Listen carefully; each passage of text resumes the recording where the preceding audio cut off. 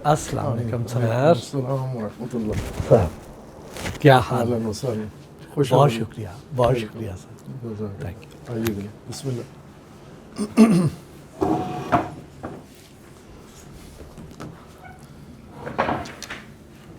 Sir खुश आमदीद, बहुत शुक्रिया तशरीफ़ लाए आप। सर ज़हमत फरमाए आपका आप। शुक्रिया, आपने हमें टाइम दिया। हम आपको देखते हैं, सुनते हैं, बहुत कुछ सीखते हैं आपसे। अल्लाह ताला जज़ाए खैर दे। आप एक बहुत बुनियादी काम कर रहे हैं, कौम को आगाही देते हैं हर उस चीज़ के बारे में जिसकी ज़रूरत है, शऊर बढ़ा रहे हैं, उनको आगाही दे रहे हैं। और इस मुहर्रम अल हराम में जामिया में तशरीफ़ फरमाई पर आपको जज़ाक खुश अल्लाह, आमदीद भी कहते हैं बहुत शुक्रिया और दुआ बहुत भी बहुत करते हैं आपके लिए कि आमीन, आप इस खैर का वसीला बने हुए, अल्लाह इसमें मज़ीद आपको कामयाबी दे, तरक्की दे, आमीन इज़्ज़त दे। आमीन। जज़ाक अल्लाह सर। अल्लाह का बहुत शुक्रिया। अल्लामा साहब, मुझे एक बात की समझ नहीं आती है कि वो चाहे किसी भी फ़िरके का मुसलमान हो, क्या कभी कोई सोच सकता है कि वो हज़रत मोहम्मद सल्लल्लाहु अलैहि वसल्लम की आल औलाद को उनको शहीद कर दे? शहीद करना दूर की बात कि उनकी शान में कोई गुस्ताखी कर सके, ऐसा हम आज भी नहीं कभी कोई सोच सकता। तो वो क्या वजूहात थी कि उस वक्त इतना बड़ा सानिया हो गया? ये कब से ये हालात शुरू हुए कि जिसका जो आखिरकार इतना बढ़ के इतना अंदोहनाक सानिया आ गया, जिस पे आज पूरी मुसलमान कौम, चाहे वो शिया है, चाहे वो सुन्नी है, चाहे वो अहले हदीस है, चाहे वो किसी भी मकतबा फ़िक्र से ताल्लुक़ रखता है, वो आज मग़मूम होता है। तो आप चूँकि साहिब इल्म हैं, तो वो सर मुझे ज़रा तारीख़ से मुझे ज़रा बताइए कि कब से ये वाक़यात शुरू हुए, क्या वजूहात थीं जब से ये शुरू हुआ मामला, और कैसे कैसे हुआ? बिस्मिल्लाहिर्रहमानिर्रहीम। आपका सवाल बहुत ही बजा है, लेकिन आपके सवाल का पस मंज़र ये है कि हमारा फ़र्ज़ ये हो कि सारे जो बज़ाहिर शक्ल व सूरत में इंसान नज़र आते हैं, ये बातिन से भी इंसान ही हैं और इनके अंदर इंसानी वैल्यूज़ हैं, इंसानी अक़दार हैं, इंसानी शऊर है। तो उससे तो ऐसा तवक्को नहीं की जा सकती, कोई सोच भी नहीं सकता कि इंसान ऐसा काम कर सकता है। लेकिन दूसरा पहलू ये है इसका कि अल्लाह तबारक व तआला ने कुरान करीम में इंसान ही के बारे में फ़रमाया है कि ये इंसान पस्त हो जाता है, ये घटिया हो जाता है, ये वहशी हो जाता है, ये गिर के जानवर की सतह तक भी आ सकता है। जिस तरह मुख्तलिफ़ आयात में और मुख्तलिफ़ वाक़यात में कुरान करीम ने ज़िक्र किया है कि इंसान जब गिर जाता है तो जानवर की सतह पर आ जाता है, वहशी हो जाता है। अम्बिया को शहीद करना कुरान ने ज़िक्र किया है कि उनकी अपनी कौमों ने अम्बिया को बड़ी बेदर्दी के साथ शहीद किया है। तो अगर हम इंसानियत के दायरे में सोचें तो फिर तो सोच भी नहीं सकता कोई कि कोई इंसान ये काम कर सकता है। लेकिन इंसान को ऐसे अवारेज़, ऐसे बीमारियां, ऐसे हालात पेश आ जाते हैं जो उसे मकाम इंसानियत से गिरा देते हैं, पस्त हो जाता है।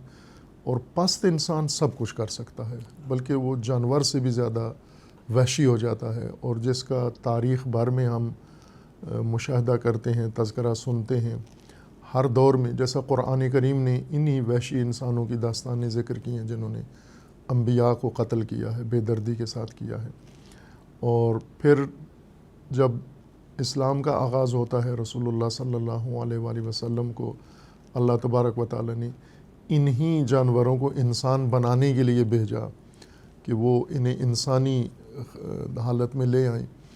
तो रसूलुल्लाह सल्लल्लाहु अलैहि वसल्लम ने ये मेहनत की और अल्लाह की ताईद से, तौफ़ीक़ से, मदद से एक जमीयत तैयार कर ली जो इंसानियत के मकाम पर पहुँच गए थे। लेकिन जो इंसानियत के मकाम पे पहुँच जाता है तो यूँ नहीं कि एक दफ़ा इंसानियत पे पहुँच गया तो अब वहाँ से गिर नहीं सकता।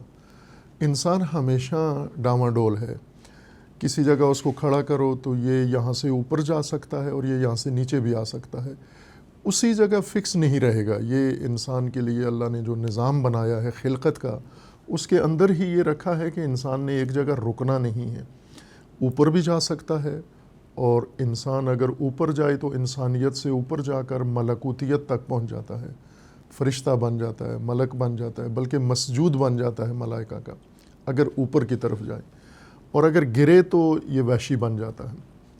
اور رسول اللہ صلی اللہ علیہ وآلہ وسلم نے اپنی امت کو بار بار اس خطرے کی نشاندہی کی ہے کہ مجھے ڈر ہے، ان اخوف ما اخاف علی امتی، یہ اس مضمون کی احادیث ہیں، شیعہ سنی دونوں کتابوں کے اندر ہیں۔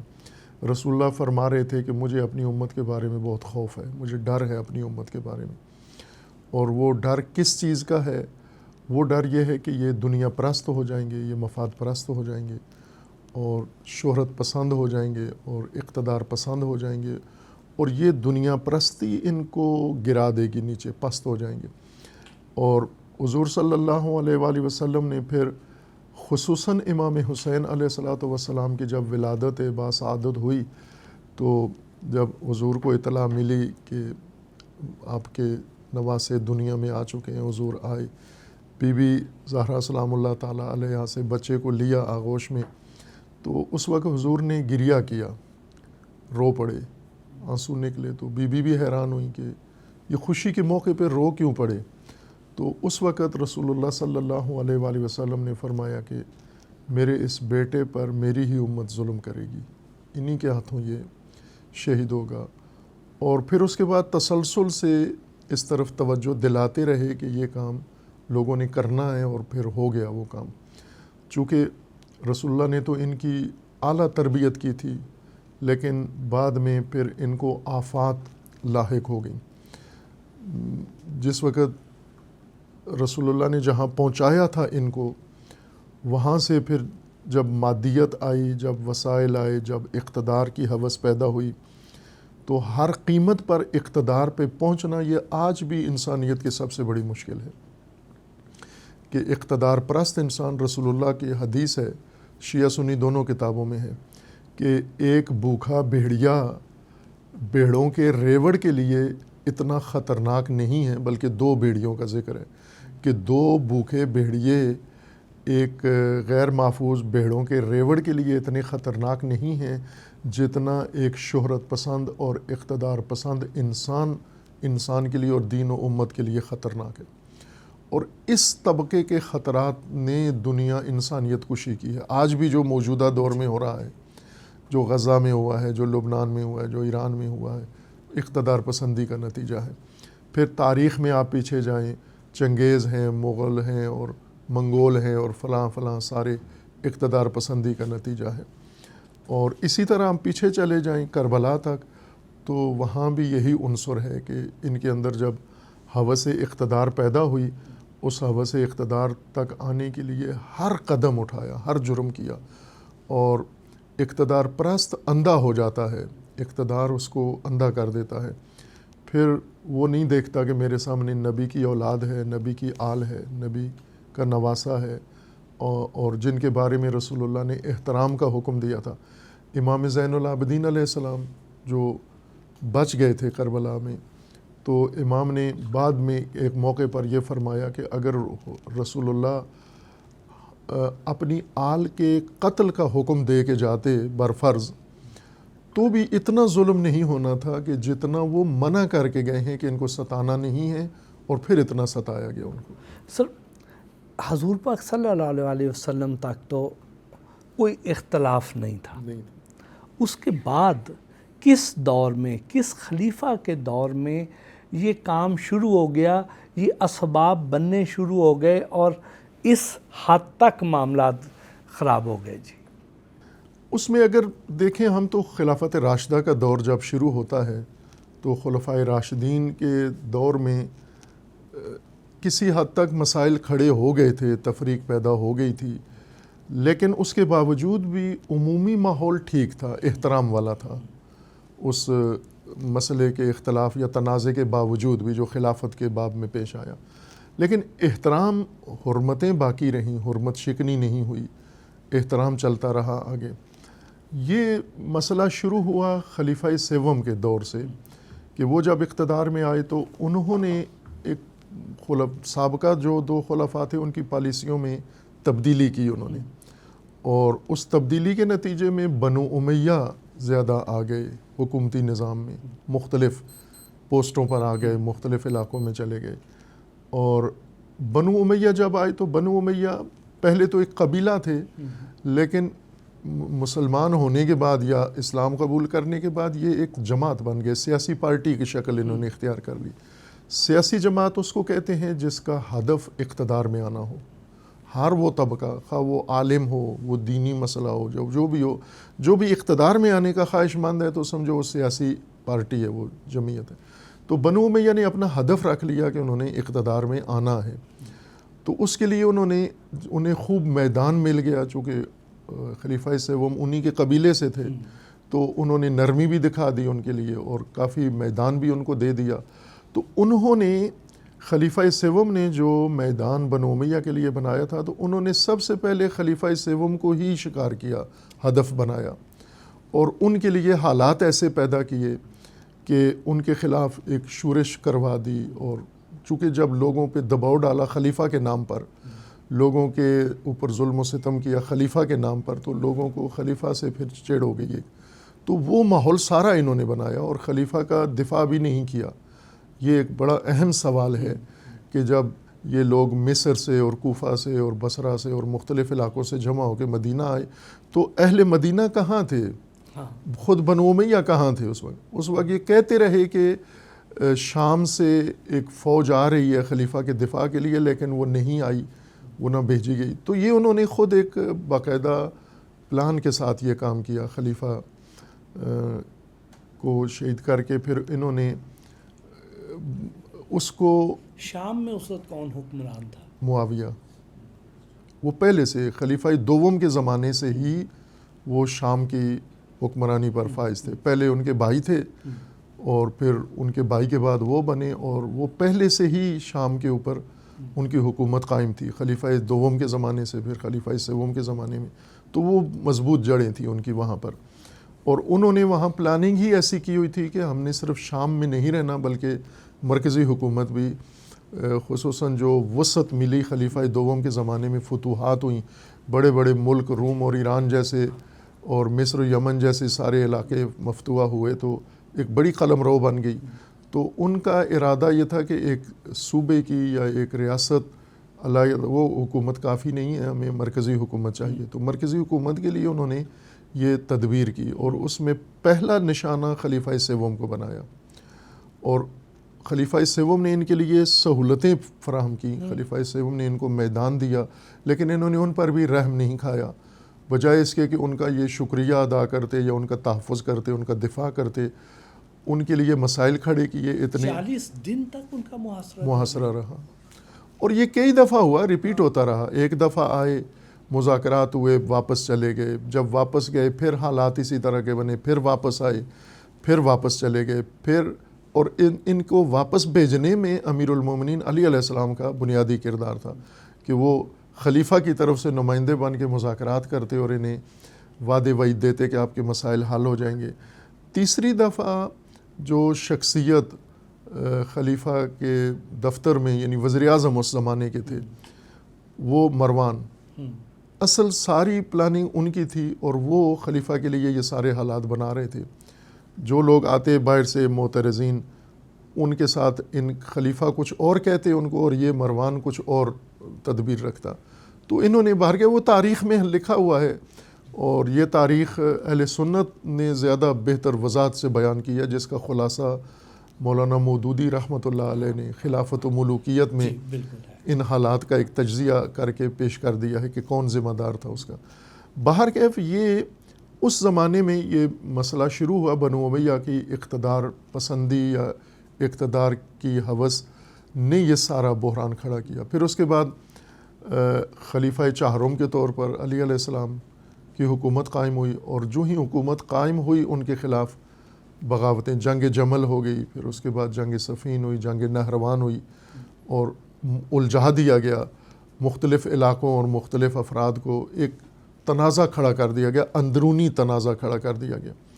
اور پھر یہی سلسلہ جب گیا تو آخر کار امیر المومنین کی شہادت جب ہو گئی علی علیہ السلام کی، تو امام حسن علیہ السلام، تو ظاہر ہے وہ صورتحال جیسی حالات امیر المومنین کے زمانے میں تھے، 3 بڑی جنگیں خون ریز ہو چکی تھیں اور ان جنگوں نے جو کمزوری پیدا کر دی تھی، تو امام حسن علیہ السلام 6 ماہ فقط اقتدار میں رہے اور حکومت چلائی، اور اس کے بعد بنو امیہ کے حوالے کر دی۔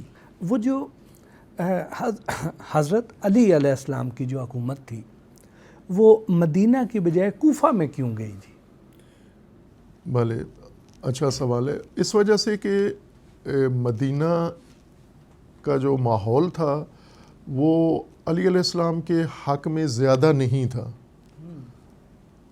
چونکہ بہت سارے مدینہ کے اکابرین نے علی علیہ السلام کی بیعت نہیں کی تھی۔ یعنی جو حضور پاک صلی اللہ علیہ وسلم نے جن کو اپنی اہل بیت کا حصہ بتایا، نفس اپنا کہا کہ میرے نفس ہیں، ٹھیک، اور وہ علم کا دروازہ تھے، اور اللہ پاک نے بڑا ان پہ لطف و کرم کیا ہوا تھا۔ پھر حضور پاک کی سب سے پیاری بیٹی جو ہے وہ ان کی شادی ان کے ساتھ ہوئی تھی، اس کے باوجود حضرت علی پہ لوگوں نے اعتماد نہیں کیا، ان پہ وہ جو ان کی بیعت نہیں کی۔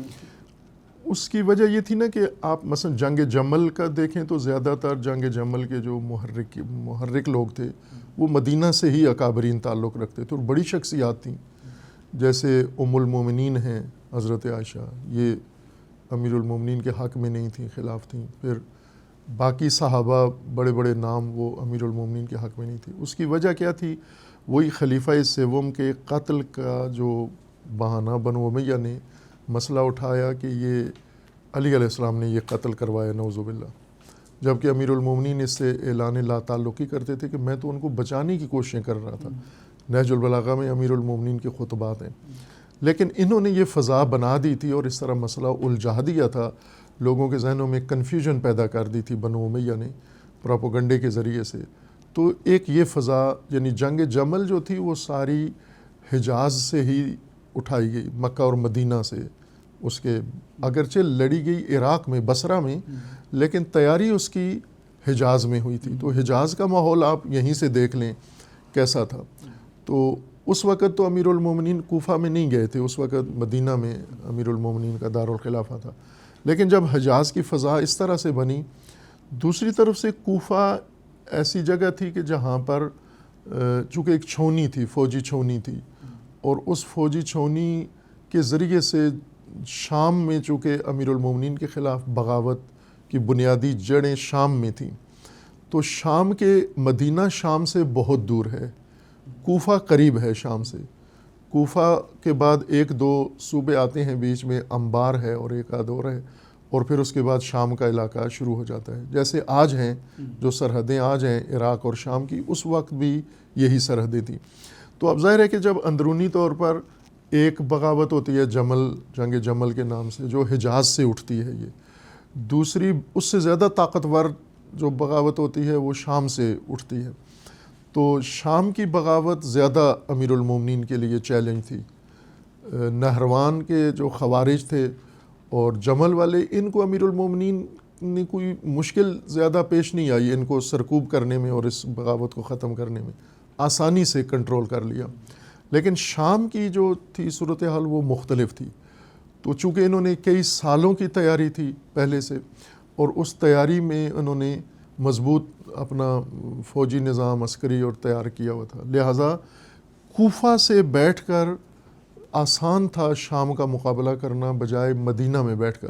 ایک تو مدینہ کی مجموعی فضا حق میں نہیں تھی، دوسرا نزدیک بھی نہیں تھا جغرافیائی طور پر، سوق الجیشی لحاظ سے کوفہ شام کے مقابلے کے لیے زیادہ مناسب تھا، اور تیسری چیز یہ کہ کوفہ ایک فوجی چھونی تھی، اصل میں کینٹ تھا وہ، اور اس میں جتنے لوگ آباد تھے، ویسے تو اور بھی آگے آباد ہو گئے، لیکن بنیادی طور پر خلیفہ دوم نے کوفہ شہر تعمیر کروایا تھا چھونی کے طور پر، اور اس وقت سے یہاں فوجی ہی تھے، سپاہی ہی تھے، سپاہ اسلام کا یہ مرکز تھا۔ تو یہ بھی ایک اس کا ترجیح تھی جس وجہ سے امیر المومنین کوفہ منتقل ہوئے، اور پھر کوفہ سے ہی رہ کے شام کا مقابلہ کیا۔ تو یہ وہ وجوہات تھیں جس وجہ سے مدینہ سے علی علیہ السلام کوفہ منتقل ہوئے۔ اور اس کے بعد پھر آگے کیسے ہوا؟ اس کے بعد ظاہر ہے کہ اب اقتدار بنو امیہ کو جب ملا امام حسن علیہ السلام سے لے کے، تو انہوں نے پھر اپنا جو کمی کسری تھی وہ ساری دور کی، یعنی بہت ہی ایک مضبوط ریاست، ہارڈ اسٹیٹ بنائی انہوں نے، اور اس میں انہوں نے اہل البیت علیہ السلام کو حزب مخالف، اپوزیشن کا درجہ دے کر اور یہ طے کر لیا کہ ان کا صفایا کرنا ہے، یہ نہ رہیں، باقی زندہ ہی نہ رہیں، چونکہ اس خاندان کا کوئی بھی بندہ ہوا تو وہ کسی وقت بھی ہمیں چیلنج کر سکتا ہے، وہ کسی وقت، انہیں تو معلوم تھا نا کہ حقدار تو یہ ہیں اور خاندان بھی ایسا ہے، رسول اللہ سے بھی نسبت ہے، تو انہوں نے مکمل پلاننگ کے ساتھ یہ کیا کہ اہل البیت کا خاتمہ کرنا ہے۔ اس لیے انہوں نے امویوں نے بنو امیہ نے، اس لیے انہوں نے ایک نوٹیفیکیشن یہ پاس کیا کہ ممبروں پہ جمعے کے خطبوں میں اور جو بھی سرکاری خطبے ہوں گے، علماء، ائمہ جماعت جمعہ دیں گے، اس میں امیر المومنین کو لعن طعن کرنا ضروری قرار دیا گیا تھا، اور یہ ضروری شک تھی، یہ اہل سنت کی کتابوں میں بھی اس کا ذکر ہے، شیعہ کتابوں میں، تاریخی بات ہے، یہ تو کوئی اعتقادی مسئلہ نہیں ہے، تاریخی بات ہے کہ انہوں نے یہ کام کیا، جو بعد میں اموی خلیفہ عمر ابن عبدالعزیز نے رکوایا جا کر کہ یہ ناروا کام ہے اور یہ ناجائز ہے، اس لیے یہ بند ہونا چاہیے۔ انہوں نے اپنے مختصر دور حکومت میں 2 سال یا 2.5 سال ان کا دور حکومت رہا، تو اس میں انہوں نے پابندی لگا دی کہ یہ جائز نہیں ہے، لیکن ان کے بعد پھر دوبارہ شروع ہو گیا، اور جب تک بنو امیہ کی حکومت تھی یہ ایک باقاعدہ سرکاری آرڈیننس تھا کہ اس پر عمل کرنے اور نہ کرنے والے کو وہ امامت سے ہٹا دیتے تھے، یا جو گول مول کرتا تھا مسئلہ۔ تو یہ ایک نمونہ ہے اس بات کا کہ بنو امیہ نے اہل البیت کے ساتھ کیا رویہ اختیار کیا، چونکہ انہیں اقتدار میں خطرہ اگر تھا تو وہ فقط اہل البیت سے ہوتا تھا، چونکہ یہ خاندان ہے رسول اللہ کا اور لوگ کسی وقت بھی ان کے حق میں چلے جائیں گے، اور اس لیے ان کی یہ پوری کوشش تھی کہ اہل البیت کو بالکل ختم کر دیا جائے۔ اور بنو امیہ کے دور میں سادات کی قتل و غارت علویوں کی شروع ہوئی۔ یہ ایک بڑا اہم سوال ہے کہ آپ بر صغیر میں دیکھیں، ایک بڑی جمعیت سادات کی ہے، اس میں کچھ تو ممکن ہے نہ ہوں، نسبی سادات نہ ہوں، ضرورت کے تحت سید بن گئے، لیکن کچھ تو ہیں حقیقی سید ہیں جو واقع نہ ہیں۔ تو ایک سوال ہے کہ یہ مدینہ کا خاندان تھا اور یہ بر صغیر میں، کشمیر میں، ان پہاڑوں میں، دروں میں، ادھر کیوں آئے ادھر؟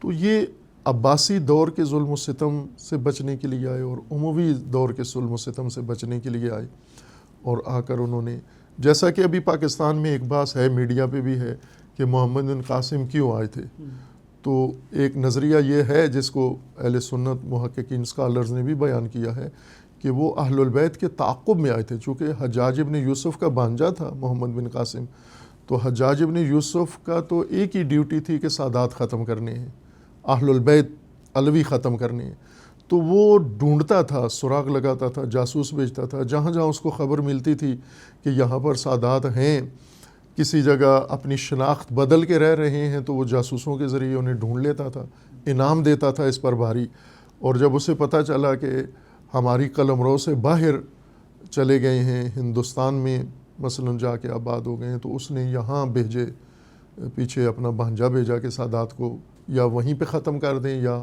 اسیر کر کے واپس لے آئیں۔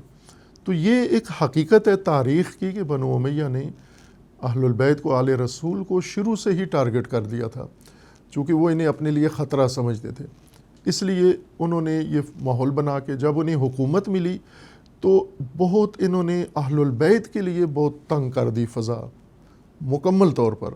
ائمہ اطہار علیہ السلام جو شیعہ اعتقاد کے مطابق اوصیاء رسول اللہ ہیں، وصی رسول ہیں، خلیفہ و جانشین ہیں، ان کو پابند کر دیا، ان کو جکڑ دیا، لوگوں کو جو ان کے پاس آنا جانا تھا کنٹرول کر لیا، اور ان کے اوپر تشدد شروع کر دیا، چونکہ انہیں اپنا اقتدار چاہیے تھا، اور اقتدار بھی ہمیشہ کے لیے۔ بنو امیہ یہ نہیں سوچ رہے تھے کہ 100 سال ہمارا اقتدار چلے، وہ تو کہتے تھے قیامت تک اب اقتدار ہمارا ہے، اور انہوں نے تیاریاں اس طرح کی ہوئی تھی۔ یہ تو پھر بعد میں حالات تبدیل ہوئے اور لوگوں کو بنو امیہ کے ستم کے نیچے جو کیا عام افراد کے اوپر، اس کے اوپر اعتراض شروع ہوا. پھر بنو عباس نے موقع سے فائدہ اٹھایا اور بنو امیہ کی حکومت ختم ہو گئی، اور وہ ظلم و جبر جو بنو امیہ کر رہے تھے اب بنو عباس نے شروع کر دیا. تو یہ ایک بڑی تلخ داستان ہے کہ کربلا کا جو میدان بنا یا زمینہ بنا، جس وجہ سے یہ آل رسول پر ظلم کی یہ جنگ شروع کی گئی، یہ پہلے سے اس کے لیے گراؤنڈ بنا لیا گیا تھا کہ ہم نے یہ کام کرنا ہے. لہٰذا اس اقتدار کو مضبوط کرنے کے لیے جب یزید کی جانشینی کا اعلان کیا گیا، خلیفہ اموی دنیا سے چلا گیا، تو اس کی جگہ یزید کو بٹھا دیا گیا. اب ظاہر ہے کہ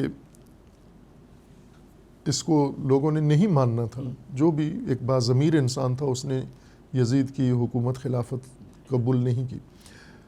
لیکن بنو امیہ کا تشدد، آپ حضرت عبداللہ ابن عمر خلیفہ دوم کے جو فرزند ہیں، جو اس وقت بڑی شخصیات میں سے، واقعہ کربلا کے دوران یہ بڑی نمایاں برجستہ شخصیات میں سے تھے، فقہاء میں سے اور محدثین میں سے تھے، بڑا احترام تھا ان کا.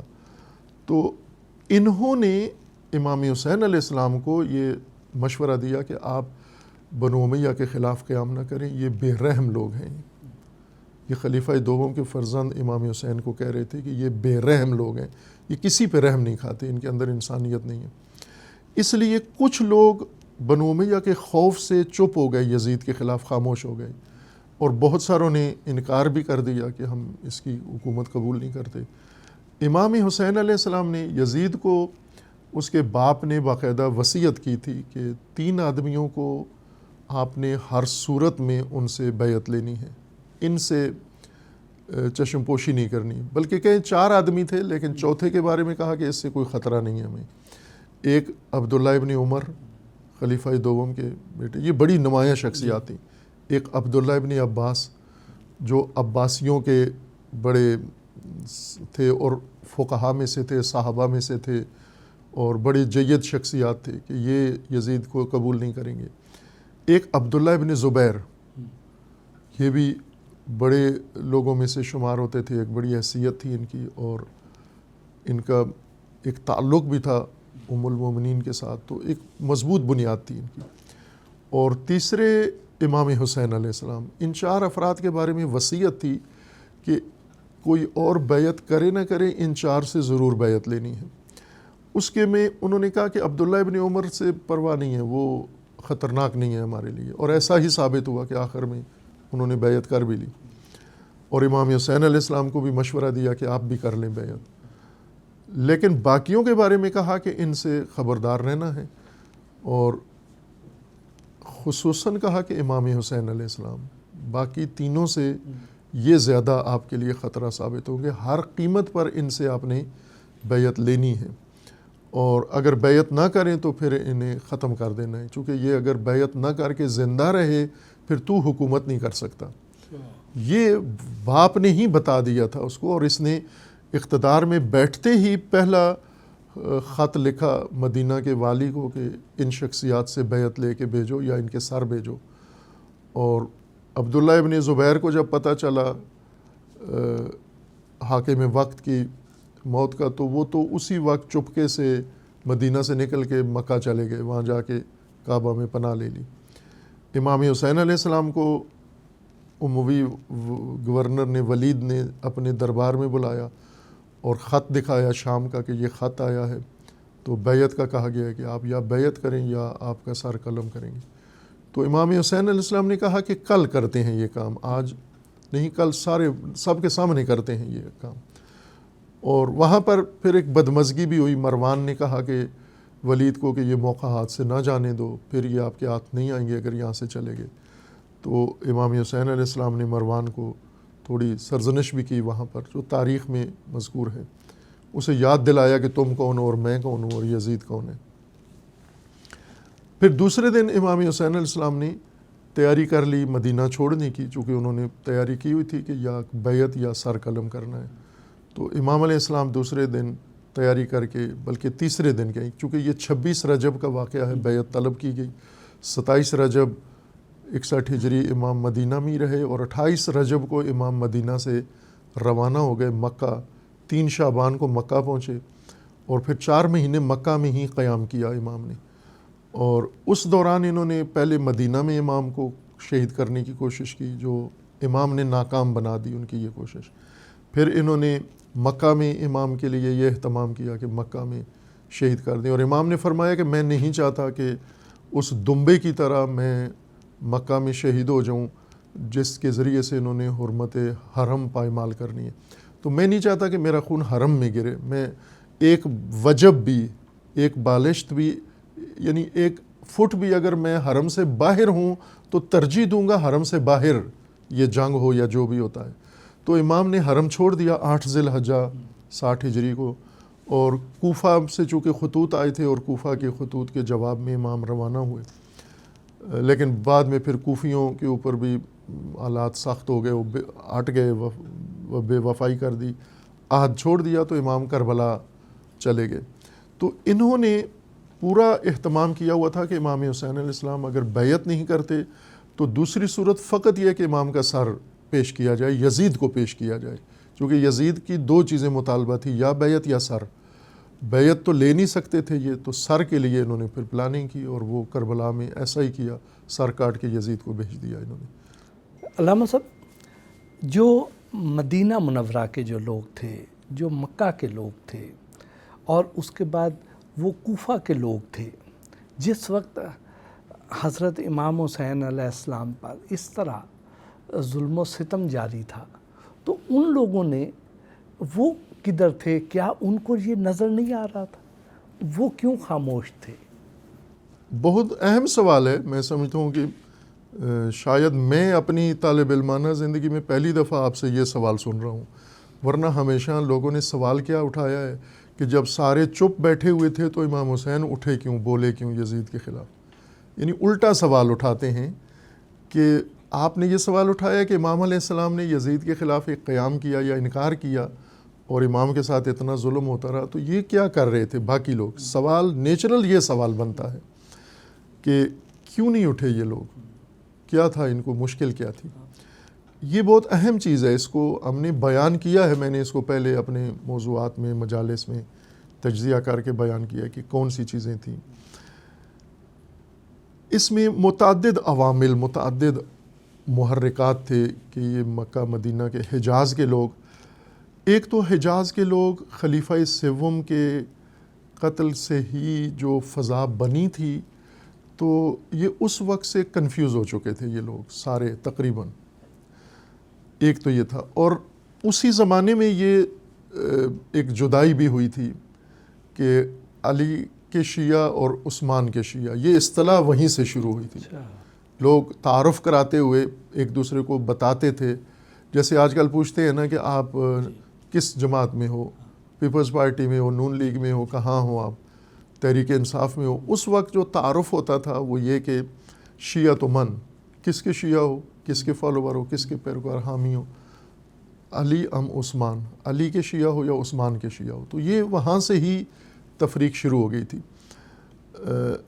اور حجاز کی فضا، چونکہ حجاز کی جو مؤثر شخصیات تھیں وہ اہل البیت سے ہم آہنگ نہیں تھیں، علی علیہ السلام سے، پھر امام حسن علیہ السلام سے، اور پھر امام حسین علیہ السلام سے بھی، لہٰذا حجاز کی فضا اسی وقت سے اہل البیت کے حق میں نہیں تھی، خلیفہ سوم کے دور سے، جس وجہ سے میں نے پہلے بھی عرض کیا کہ امیر المومنین کو دارالخلافہ ہی تبدیل کرنا پڑا۔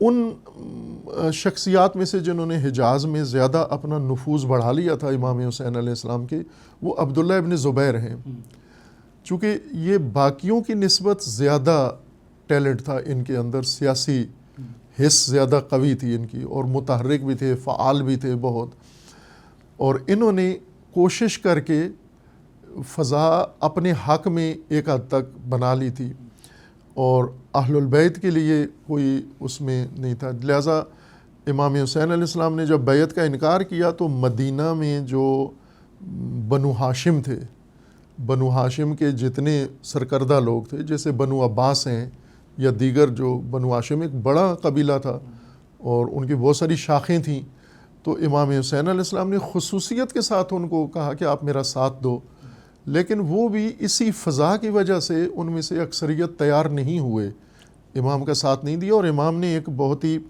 اہم تاریخی دستاویز لکھ کے ان کو دے کے رائے کہ بنو ہاشم کے نام، امام حسین کی جانب سے بنو ہاشم کے نام، اور ایک سطر کا خط ہے وہ کہ جو ہمارے ساتھ آئے گا وہ مارا جائے گا، شہید ہو جائے گا، اور جو ہمارے ساتھ نہیں آئے گا وہ زندگی میں چین سے نہیں جی سکے گا، اس کو عزت نہیں ملے گی، رسوا ہوگا۔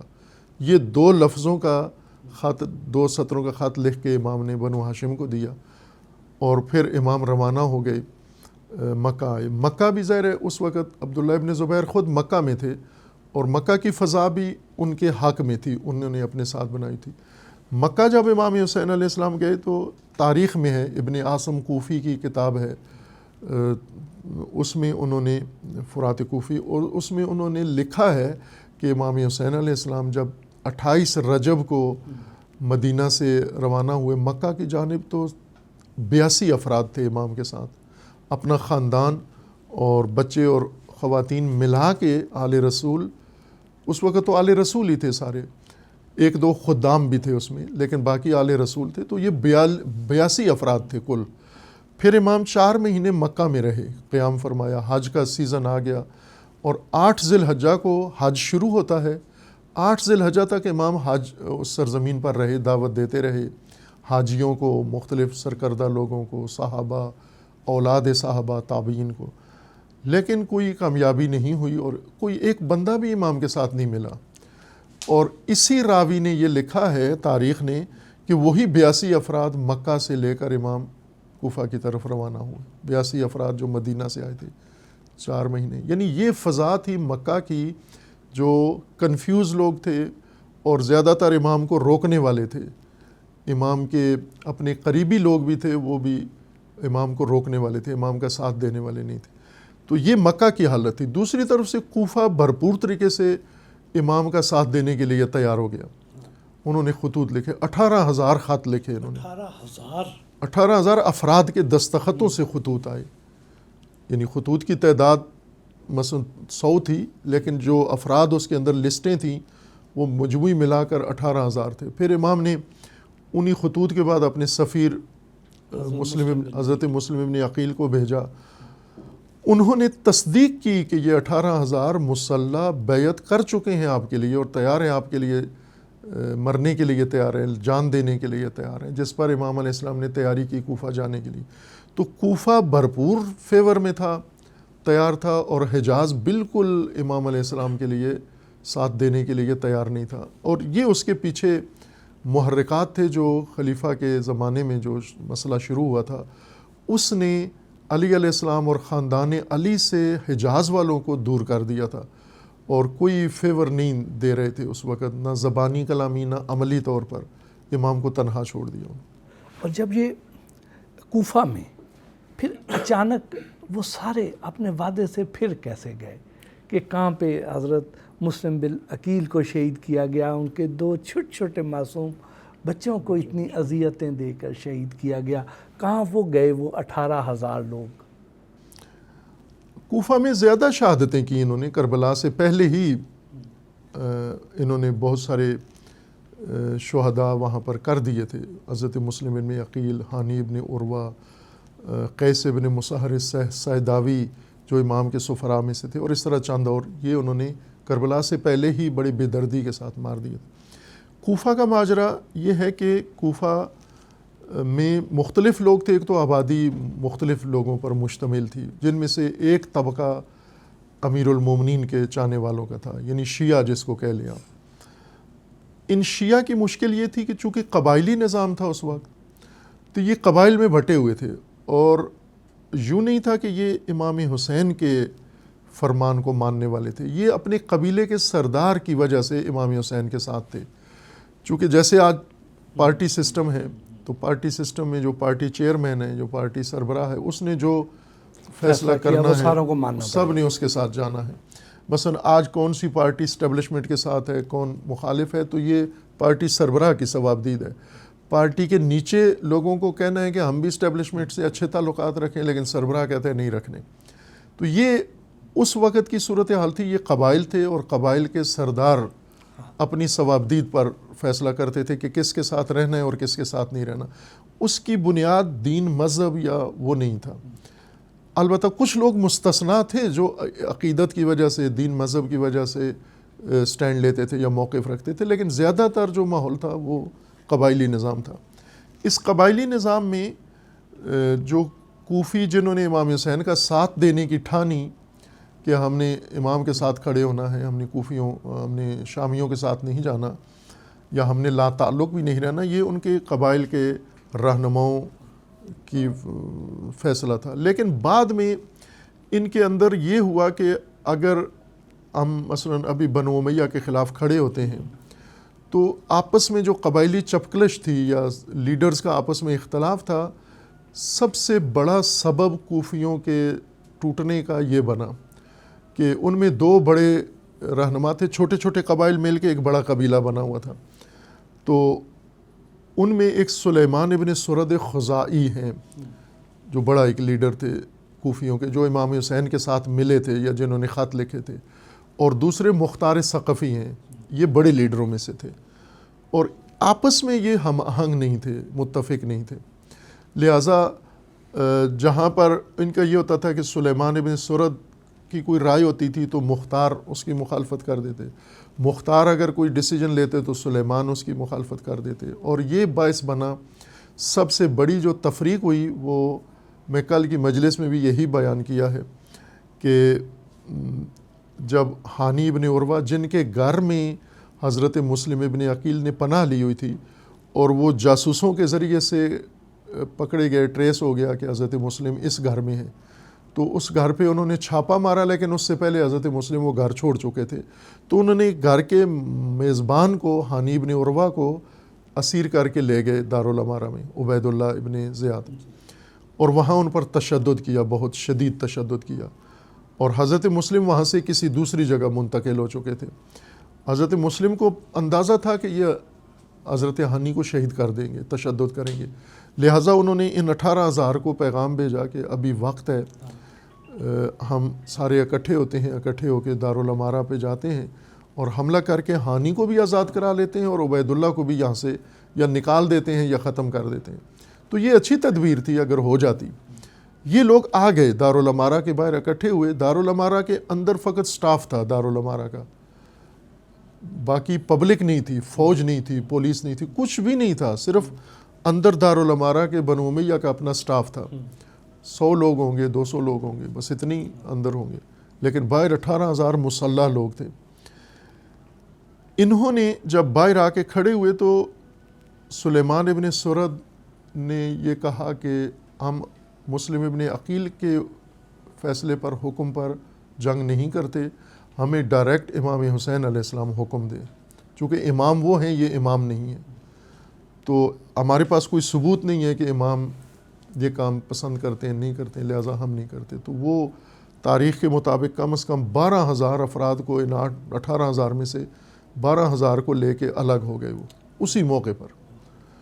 اور باقی جو تھے کچھ مختار کے حامی تھے، انہوں نے بھی اسی طرح کا ایک جواز پیش کیا اور اپنے ساتھیوں کو لے کر چلے گئے.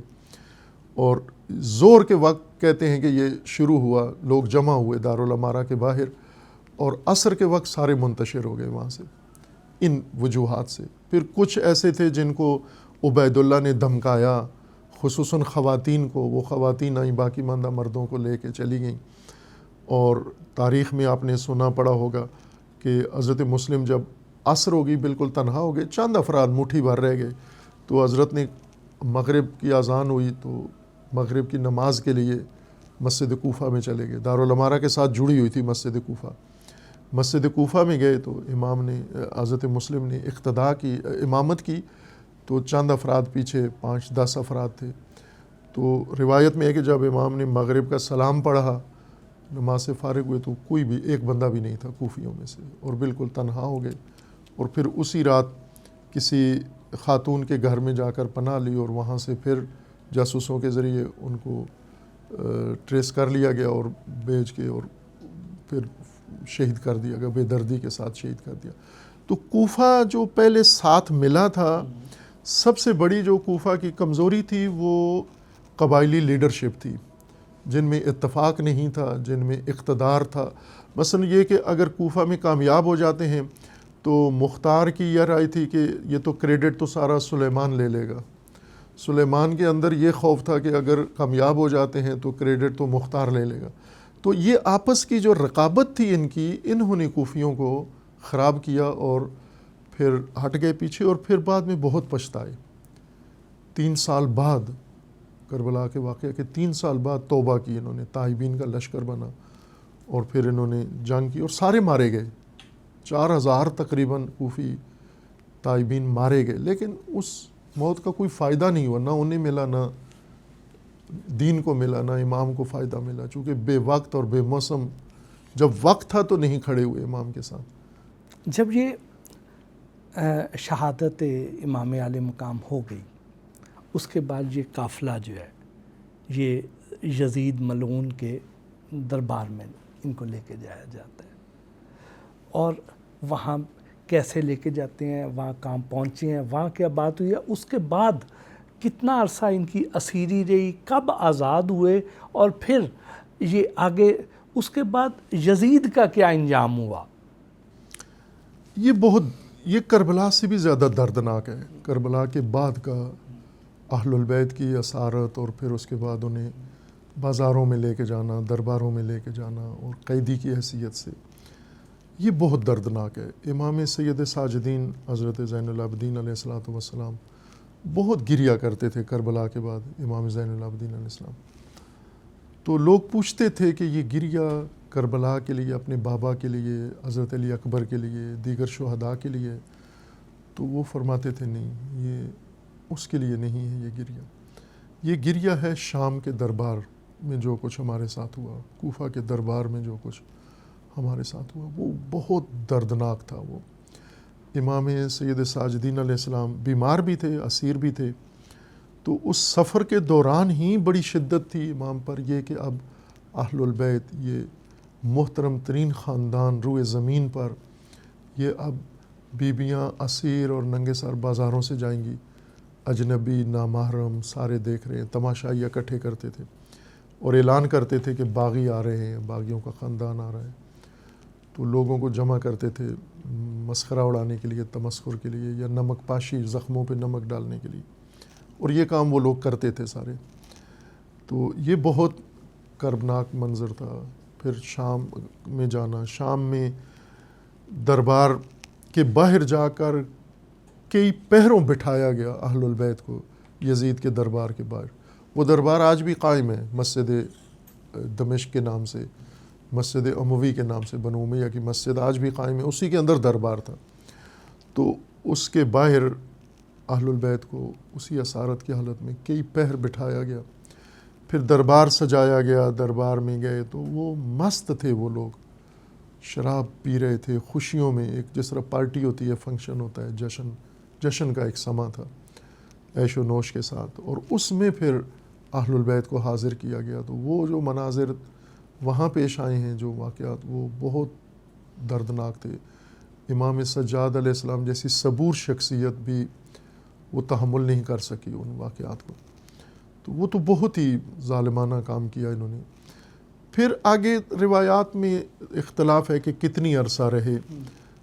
زیادہ روایات میں ہے کہ کچھ دن دمشق میں اسیر رہے، لیکن پھر اس کے بعد انہوں نے دیکھا کہ اب اس عمل سے عوام ان کے خلاف ہو رہے ہیں، یزید کے خلاف ہو رہے ہیں، تو انہوں نے آزاد کر دیا.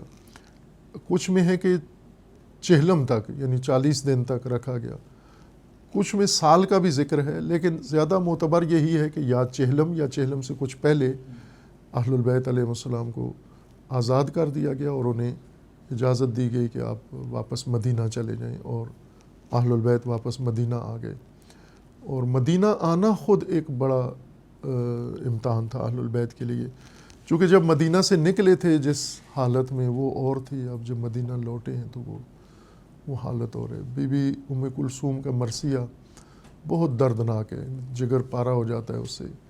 وہ جب مدینہ شہر سے تھوڑے فاصلے پہ پہنچیں اور بتایا گیا کہ مدینہ قریب آ گیا ہے، تو بی بی نے مدینہ کو یہ خطاب کیا کہ مدینہ تجدنا، میرے دادا کے مدینہ شہر، ہم لوٹ آئے. لیکن کس طرح لوٹے ہیں، وہ لخت جگر رسول نہیں ہے ہمارے ساتھ، ایک ایک کا نام لیا وہ نہیں، ہم لٹ گئے، ہمارے ساتھ بہت ناانصافی ہوئی. رسول اللہ کو خطاب کیا، اے جد ہم واپس آ گئے، لیکن جس حالت میں آئے ہیں وہ بیان نہیں کر سکتے.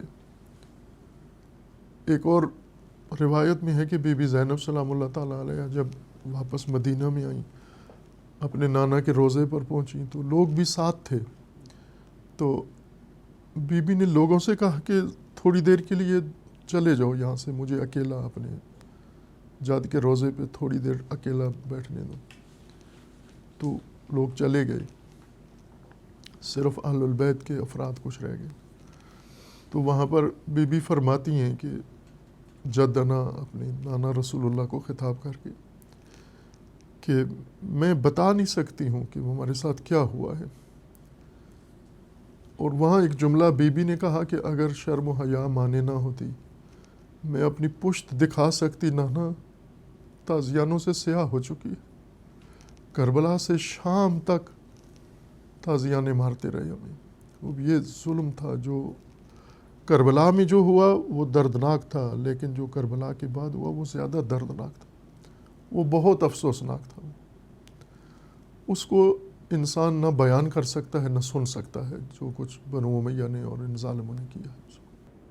اور یزید ملعون کا کیا بنا پھر؟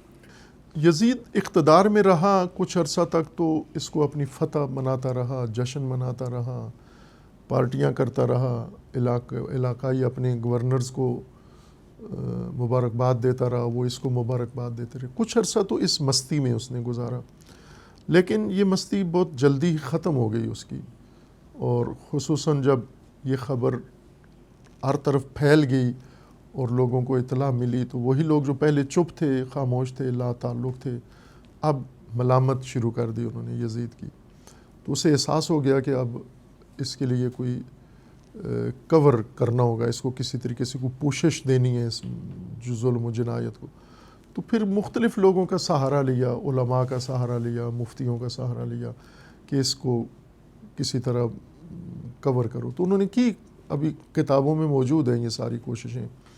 جیسے آج بھی میڈیا میں آپ سنتے ہوں گے کہ یزید کا دفاع شروع کر دیتے ہیں، وہ اس کو پتہ نہیں تھا، وہ ذمہ دار نہیں تھا، اس طرح کی باتیں انہوں نے کروانا شروع کر دیں.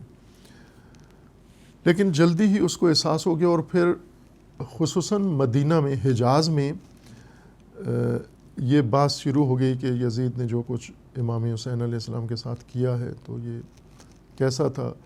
چونکہ حجاز والے نہیں تھے، امام کے ساتھ نہیں تھے، لیکن اس واقعہ کے بعد پھر ان کی توجہ آئی تو انہوں نے ایک نمائندہ وفد بھیجا، دمشق جا کر دیکھو کہ جو کچھ یزید کے بارے میں مشہور ہوا ہے تو آیا یہ ٹھیک ہے یا غلط ہے. تو مدینے کا وفد گیا، چاند ایک اس کے اندر معتبر شخصیات تھیں جن کے نام تاریخ کے اندر ہیں.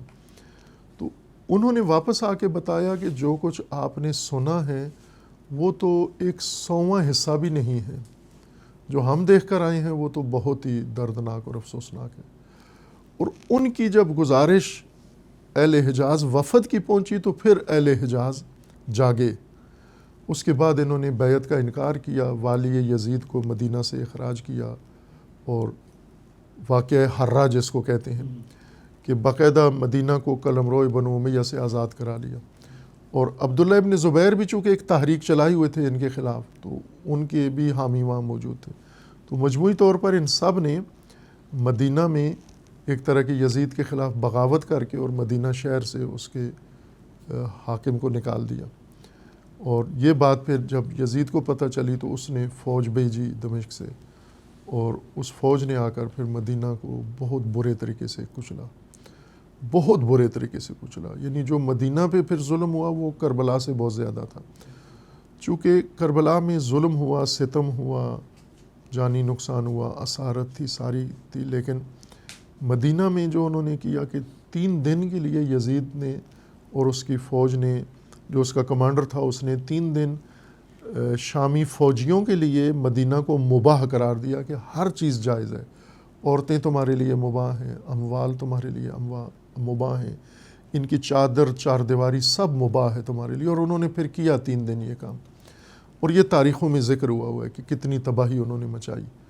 تو مدینہ کی بے حرمتی اس طرح سے کر دی, گھر بڑے بڑے لوگوں کے مسمار کر دی, آگ لگا دی.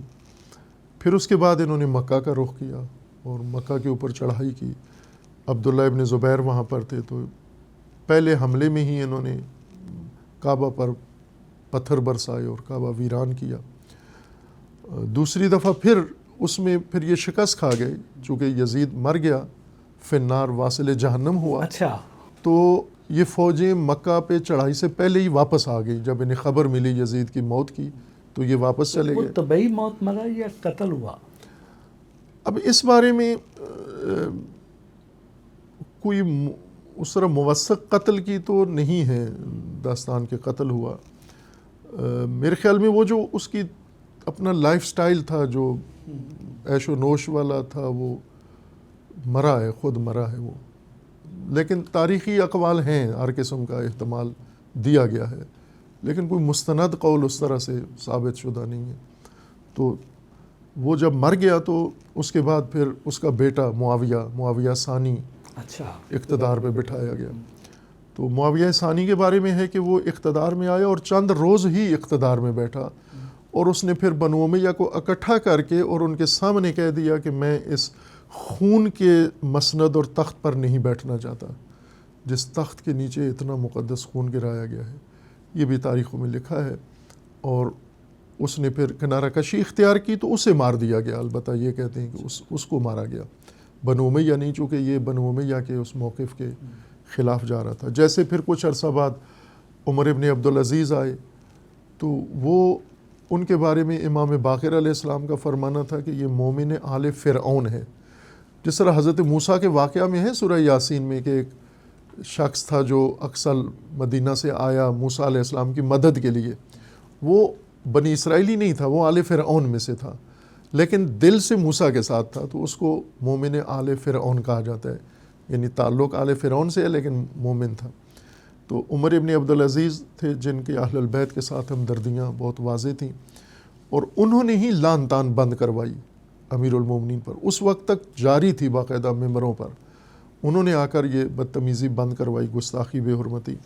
اور پھر اس کے بعد انہوں نے اور بھی اس طرح کے بہت سارے اقدامات کیے. تو غالباً 2 یا 2.5 سال ان کی حکومت چلی اور ان کو بھی مار دیا گیا, قتل کیا گیا ان کو. عمر بن عبدالعزیز کو مارا گیا, چونکہ انہوں نے دیکھا کہ یہ تو بنو امیہ کا سارا حاصل کردہ جو کچھ تھا ہم نے ظلم و جنایت کر کے یہ تو سارا ختم کر رہے ہیں اس کو. وہ بہت ہی رحم دل اور بہت ہی, یعنی پہلے ان کے بارے میں ایک اقتدار سے پہلے ایک دور تک بہت ہی عیاش شہزادے کے طور پہ تھا وہ, لیکن اقتدار میں آنے کے بعد بالکل اس کی دنیا بدل گئی. وہ سادہ زیست تھا اور اس نے تمام بیت المال کے اخراجات اور یہ سارے بند کر دیے بنو امیہ کے اوپر. تو انہوں نے دیکھ لیا کہ یہ تو ہماری سلطنت ہی ساری خراب کر رہا ہے, تو اس کو بھی مار دیا انہوں نے. اور پھر اس کے بعد ظاہر ان کے 2 خاندان تھے, ایک آل ابی سفیان تھے جن سے یزید ہے, اور پھر آل مروان ہیں, یہ کزن ہیں آپس میں, ابو سفیان اور مروان, یا حکم جو اب مروان کا باپ ہے, تو حکم بن وائل, یہ کزن ہے آپس میں, چچا زاد ہیں. ان کے درمیان آپس میں اقتدار میں بھی رساکشی رہتی تھی, لیکن باقیوں کے مقابلے میں یہ ایک ہو جاتے تھے بنو امیہ. اور کچھ عرصہ تک یزید اور اس کے بیٹے تک حکومت ان کے پاس رہی, آل ابی سفیان کے پاس, اور پھر اس کے بعد مروانیوں کے اندر منتقل ہو گئی. پھر اس کے بعد رد و بدل ہوتا رہا. 100 سال لگ بھگ مجموعی طور پر انہوں نے حکومت کی, اور پھر 100 سال بعد ان کی حکومت کا خاتمہ ہو گیا. وہ جو کوفہ کے لوگ تھے, جو شام کے لوگ تھے, یا جو مکہ اور مدینہ منورہ کے لوگ تھے جنہوں نے حضرت امام حسین کا ساتھ نہیں دیا تھا, خاموش ہو گئے تھے, یا جن کے یا اس کی فوج میں کئی لوگ جو کوفہ کے تھے جو یزید کی فوج میں لڑ کے جنہوں نے یہ سارا ظلم کیا, ان کی اولادیں آج بھی تو مختلف خطوں میں پائی جا رہی ہوں گی. بالکل ہیں. جس طرح آل رسول ایک شخصیت سے. البتہ اور بھی اولادیں تھیں. امام حسن کے جو صاحبزادے تھے حسن مصنع وہ بھی کربلا میں تھے, زخمی ہو گئے, وہ بھی بچ گئے تھے. امام حسین علیہ السلام کے سارے بچے شہید ہو گئے, صرف ایک بچے امام زین العابدین علیہ السلام, علی اوسط ان کا نام تھا. 3 بچے تھے تینوں, ایک علی اصغر تھے سب سے چھوٹے, اس کے بعد علی اوسط تھے اور علی اکبر تھے. حضرت علی اصغر کے تو وہ گلے میں تیر جو 6 ماہ کے جن کا کہا جاتا ہے وہ تھے. بچ گئے تھے وہ نہیں, وہ شہید ہو گئے. علی اوسط امام زین العابدین بچ گئے تھے. علی اکبر جو تھے سب سے بڑے وہ شہید ہو گئے. سب سے چھوٹے بھی شہید ہو گئے. جو درمیان والے تھے وہ بیمار تھے وہاں کربلا میں, تو وہ اللہ کی تدبیر سے اس بیماری کی وجہ سے وہ جنگ میں شریک نہیں تھے, خیمے میں ہی تھے, اور انہی اسیر کر کے پھر اسرا کے ساتھ لے جایا گیا. تو اب ظاہر ہے کہ ایک فرزند امام حسین کے بچے ہیں اور ان سے اتنی نسل پھیلی ہے, اولاد پھیلی ہے ایک شخصیت سے, تو دشمن تو ہزاروں کی تعداد میں تھے. تو ان کی اولاد تو نہیں کہہ سکتے کہ وہ نسبندی تو نہیں ہوئی, وہ پھیلے ہیں اور موجود ہیں اور آج موجود ہیں. اور آج آپ کو نظر آ رہے ہیں وہ جو اولاد بنو امیہ ہیں, جو اولاد ہیں کوفیوں کی, جو اولاد ہیں شامیوں کی, جو اولاد ہیں حجازیوں کی, وہ موجود ہیں. البتہ کچھ لوگ ایسے ہیں جو اپنے آبا اجداد کے نقش قدم پر چلے ہیں, لیکن سارے نہیں چلے. جیسے عمر ابن عبدالعزیز بنو امیہ میں سے تھے لیکن اپنے آبا و اجداد کے نقش قدم پہ نہیں چلے. اسی طرح باقی طبقات میں بھی ہوا ہے یہ کام. یوں نہیں کہ یہ کوئی جبری طور پر جس نسل سے کوئی تھا اسی ظلم کی راہ پر رہا ہے. کچھ لوگ تبدیل بھی ہوئے ہیں اور ان کے اندر موقف بدلا بھی ہے, لیکن یہ بات مسلم ہے کہ ان کی بھی اولاد تھی, اور چونکہ وہ بظاہر نام نہاد مسلمان تھے تو یہ مسلمان ہی چلے آ رہے تھے, اور ان کی نسلوں سے آگے جو بڑھتے رہے لوگ پھر انہی کے افکار, ان کے طریقہ کار, ان کے نقش قدم پر چلتے رہے. اور اسی سے تاریخ اسلام افسوسناک بنی ہے کہ یہ نسلیں رہی ہیں اور آج تک ہیں جنہوں نے تاریخ اسلام کو یہ رنگ دیا ہے. ورنہ آج کچھ اور ہونی تھی تاریخ اسلام. آج اللہ کا جیسے وعدہ تھا کہ غلبہ اسلام کا ہوگا زمین کے اوپر, لیکن مسلمان مغلوب ہیں, آج ذلیل ہیں اور محکوم ہیں. تو یہ نسلوں کا ہی کرتا درتا ہے, سارا کیا درا ہے. سر آپ کے پاس کوئی ایسی تحقیق ہے کہ وہ جو ان کی اولادیں تھیں, وہ جو قبائل تھے, وہ آج بھی عرب دنیا میں مختلف ممالک میں پائے جاتے ہیں؟ جی. تو کچھ آئیڈیا ہے کہ کس قبیلے کی کون سی شاخ آج کس ملک میں موجود ہے؟ باقاعدہ اب میری تو تحقیق نہیں ہے لیکن باقی محققین کی ہے. کتابیں بھی اس بات پر چھپی ہوئی ہیں کہ, اور میں نے کچھ دیکھا ہے سرسری سا, نیٹ کے اوپر بھی موجود ہیں یہ کہ ان قبائل مثلا بنو امیہ کہاں کہاں آباد ہیں, کس نام سے ہیں آج. جی بتائیں نا. اور ظاہر ہے کہ شام ان کا تو ایک بڑا مضبوط اڈا تھا, شام میں ہیں, حجاز میں بھی موجود ہیں ان کے بنو امیہ کے باقیات جو ہیں. اور جس طرح بنو ہاشم منتشر ہو کے پھیل گئے ہیں ساری دنیا میں, آج آپ کو بنو ہاشم ملتے ہیں, تو بنو امیہ بھی اس طرح مختلف علاقوں میں گئے ہیں مختلف اغراض سے. بنو ہاشم البتہ خصوصاً علوی بنو ہاشم, فاطمی بنو ہاشم, یہ تو ظلم و ستم کی وجہ سے گئے ہیں ادھر ادھر, لیکن باقی جو قبائل ہیں وہ اپنی سیاسی یا تجارتی مقاصد کے لیے گئے ہیں. لیکن یہ موجود ہیں اور ان کا باقاعدہ جغرافیائی کتاب موجود ہے, اطلس کے نام سے ہے, شاید ہمارے پاس بھی ہے یہ کتاب. دوسرے محققین کی تحقیق ہے اور اس پہ چند لوگوں نے کام کیا ہے اور یہ سراغ لگایا ہے کہ جیسے اس وقت نقشے پہ بتایا ہے کہ سادات آل رسول کہاں کہاں ہیں, یہ انہوں نے نقشے پہ بتایا. اسی طرح بنو امیہ کہاں کہاں ہیں, کون سے قبیلے کی اولاد کہاں ہیں. مثلا یہی پاکستان کے اندر جیسے بلوچ ہیں یا جیسے پشتون ہیں یا اور بہت سارے, کچھ تو مقامی ہیں, ہندوستان کی مقامی آبادی ہے, جیسے راجپوت ہیں یا جیسے یہ اقوام ہیں, یہ تو مقامی لوگ ہیں, یہ باہر سے نہیں آئے.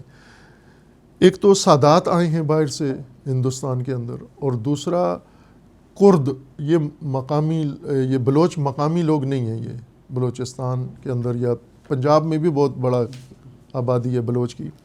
یہ مقامی لوگ نہیں ہیں، یہ کرد ہیں اصل میں، کردستان سے تعلق. اور کردستان اس وقت ایک بڑی قلمرو تھی، دیار بکر اور ترکی اور یہ سارا قلمرو اسلام کا حصہ تھا.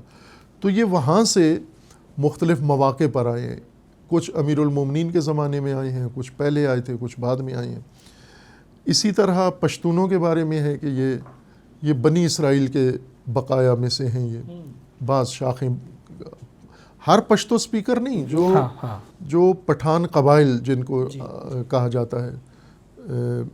چونکہ ہمارے یہاں پنجاب میں یا پاکستان میں ہر پشتو بولنے والے کو پٹھان کہتے ہیں. سید بھی پشتو بولتا ہے، بلوچ بھی پشتو بولتا ہے، پنجابی بھی پشتو بولتا ہے. لیکن وہ قبائلی بنیاد پر جو کچھ قبائل ہیں یہ ان کے باقیات میں سے ہیں. تو اسی طرح عرب قبائل جو ہیں وہ بھی ان کی مختلف یہاں موجود ہیں، ہندوستان کے اندر، پاکستان کے اندر، ایران میں موجود ہیں. اسی طرح مختلف علاقوں میں، عرب کے مختلف علاقوں میں یہ پھیلے ہوئے ہیں. یو اے میں افریقی جو ملک ہے نا، خصوصاً جیسے مصر ہے، مراکش ہے، ٹیونس ہے، یہ جو افریقی ممالک ہیں عربی بولنے والے، یہ عرب ملک ہیں لیکن افریقی ہیں. یہ حجاز کا یا اس سرزمین کا حصہ نہیں ہے، ایشیا کا. ان کے اندر بھی یہ قبائل منتقل ہوئے ہیں اور یہاں بھی یہ موجود ہیں. یہ یعنی موجود ہے، یہ تحقیق موجود ہے اور دیکھی جا سکتی ہے، باقاعدہ پرنٹڈ بھی ہے. اور یو اے کے بارے میں کچھ اندازہ ہے کہ وہاں پہ کون سے قبائل ہیں؟ یہ بھی ہیں، اب میرے ذہن میں ابھی نہیں ہے، تو مطالعہ بھی نہیں ہے میرا اس موضوع کے اوپر، لیکن ہیں یہ یو اے ای میں بھی انہی قبائل میں سے. جیسے عمان کے بارے میں کہا جاتا ہے وہاں خوارج ہیں. اچھا، خوارج ابھی بھی موجود ہیں، اسی عقیدہ خارجیت کے ساتھ ہی عمان کے ایک بڑے حصے میں یہ موجود ہیں. اور اسی طرح یو اے ای میں، اس جزیرہ نما عرب میں بھی پھیلے ہوئے ہیں یہ، جیسے قطر میں ہیں یا کویت میں ہیں، یہ وہی قبائل ہیں سارے. عراق کے اندر ہیں، وہی قبائل ہیں سارے یہ. اور ان کا میں نے کہا کہ وہ اس اطلس کے اندر تو مشخص ہیں یہ، لیکن میرے علم میں ابھی نہیں ہے. سلسلہ گفتگو تو جاری ہے انشاءاللہ. آپ جو پوچھنا چاہتے ہیں اور جو آئیڈیاز اپنے ناظرین کو بتانا چاہتے ہیں وہ سب کچھ انشاءاللہ بیان ہوگا. ایک راؤنڈ مدرسے کا، جامعہ کا لگا لیتے ہیں. آپ جامعہ کا مختلف ڈپارٹمنٹس دیکھ لیں اور پھر اس کے بعد ہم باقی ماندہ گفتگو پھر کرتے ہیں. ضرور سر. بسم اللہ. یا علی.